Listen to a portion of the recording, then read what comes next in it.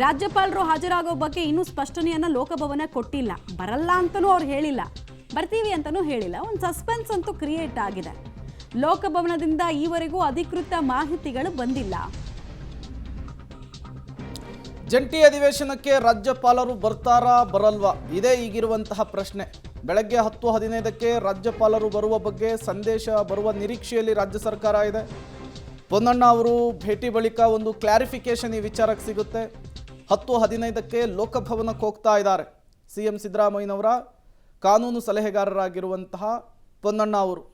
ಅಲ್ಲಿ ಹೋಗಿ ಅವರನ್ನು ಮತ್ತೊಮ್ಮೆ ಇನ್ವೈಟ್ ಮಾಡಿದಂತಹ ಸಂದರ್ಭದಲ್ಲಿ ಒಂದು ಖಚಿತತೆ ಸಿಗುತ್ತೆ, ರಾಜ್ಯಪಾಲರು ಬರ್ತಾರಾ ಇಲ್ವಾ ಅಂಥೇಳಿ.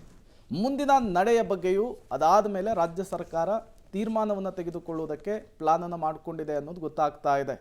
ಈಗಾಗಲೇ ಕೇರಳ, ತಮಿಳುನಾಡು, ಪಶ್ಚಿಮ ಬಂಗಾಳದಲ್ಲೂ ಕೂಡ ಈ ರೀತಿಯ ಬೆಳವಣಿಗೆಗಳಾಗಿದ್ದನ್ನು ನಾವು ನೋಡಿದ್ವಿ.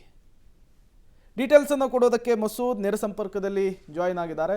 ಮಸೂದ್, ಈಗಿರುವಂತಹ ಪ್ರಶ್ನೆನೇ ರಾಜ್ಯಪಾಲರು ಬರ್ತಾರಾ ಬರಲ್ವಾ ಅನ್ನುವಂತಹ ಪ್ರಶ್ನೆ ಇದೆ. ಈ ವಿಚಾರಕ್ಕೆ ಸಂಬಂಧಪಟ್ಟಂತೆ ಎಷ್ಟೊತ್ತಿಗೆ ಕ್ಲಾರಿಫಿಕೇಶನ್ ಸಿಗಬಹುದು ಅಂಥೇಳಿ ಲೋಕಭವನದಿಂದ ಇಲ್ಲಿವರೆಗೂ ಮಾಹಿತಿ ಸಿಕ್ಕಿಲ್ಲ. ಬಟ್ ಪೊನ್ನಣ್ಣ ಹೋಗಿ ಮತ್ತೊಮ್ಮೆ ಇನ್ವೈಟ್ ಮಾಡಿದ ನಂತರ ಇದಕ್ಕೊಂದು ಖಚಿತತೆ ಸಿಗುತ್ತಾ ಅಂತ. ಪ್ರೇಮ್, ಈಗಷ್ಟೇ ಲೋಕಭವನದಿಂದ ರಾಜ್ಯ ಸರ್ಕಾರಕ್ಕೆ ಮಾಹಿತಿ ಲಭ್ಯ ಆಗಿದೆ.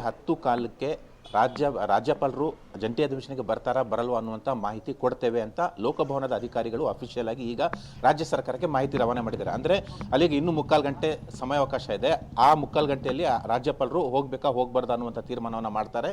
10:15ಕ್ಕೆ ಕರೆಕ್ಟಾಗಿ 10:15ಕ್ಕೆ ರಾಜ್ಯ ಸರ್ಕಾರಕ್ಕೆ ಲೋಕಭವನದಿಂದ ಅಧಿಕೃತ ಮಾಹಿತಿ ಬರುತ್ತೆ. ಇವತ್ತಿನ ಜಂಟಿ ಅಧಿವೇಶನಕ್ಕೆ ರಾಜ್ಯಪಾಲರು ಬರ್ತಾರಾ ಬರಲ್ವಾ ಅನ್ನೋದ್ರ ಬಗ್ಗೆ ಈಗಷ್ಟೇ ಮಾಹಿತಿ ಕೂಡ ಲಭ್ಯ ಆಗಿದೆ. ಇನ್ನು ರಾಜ್ಯಪಾಲರು ಈಗಾಗಲೇ ಸಂವಿಧಾನ ತಜ್ಞರಾಗಲಿ, ಕಾನೂನು ತಜ್ಞರಾಗಲಿ, ವಕೀಲರಾಗಲಿ ಅವ್ರ ಜೊತೆ ಚರ್ಚೆ ಮಾಡಿದ್ದಾರೆ ಈ ಒಂದು ವಿಚಾರದಲ್ಲಿ ಯಾವ ರೀತಿ ಮುಂದುವರಿಬೇಕು ಅಂತ. ಯಾಕೆಂದರೆ ರಾಜ್ಯಪಾಲರ ಅಭಿಪ್ರಾಯ ಏನಂತಂದರೆ ಸಂವಿಧಾನಾತ್ಮಕ ಸ್ಥಾನದಲ್ಲಿ ತಾನಿದ್ದು ಸಂವಿಧಾನ ವಿರೋಧಿ ಅಂತ ಆದಂತಹ ಅಂಶಗಳನ್ನು ಓದಬೇಕಾ ಅನ್ನುವಂಥದ್ದು ಅವ್ರ ಪ್ರಶ್ನೆ. ಜೊತೆಗೆ ಕೇಂದ್ರ ಸರ್ಕಾರದ ಯೋಜನೆಗಳಾಗಲಿ, ಕೇಂದ್ರ ಸರ್ಕಾರದ ವಿರೋಧಿ ಅಂಶಗಳಾಗಲಿ ಅದು ಸಂವಿಧಾನಾತ್ಮಕವಾಗಿ ಟೀಕೆ ಮಾಡುವಂಥದ್ದು, ಅದಕ್ಕೆ ಬೇರೆ ವೇದಿಕೆ ಇದೆ. ರಾಜಕೀಯ ವೇದಿಕೆಯನ್ನು ನನ್ನ ಮೂಲಕ ಯಾಕೆ ದುರ್ಬಳಕೆ ಮಾಡ್ಕೊಳ್ತಾ ಇದೆ ರಾಜ್ಯ ಸರ್ಕಾರ ಅನ್ನುವಂಥ ಅವ್ರ ಪ್ರಶ್ನೆ ಅವ್ರದ್ದು.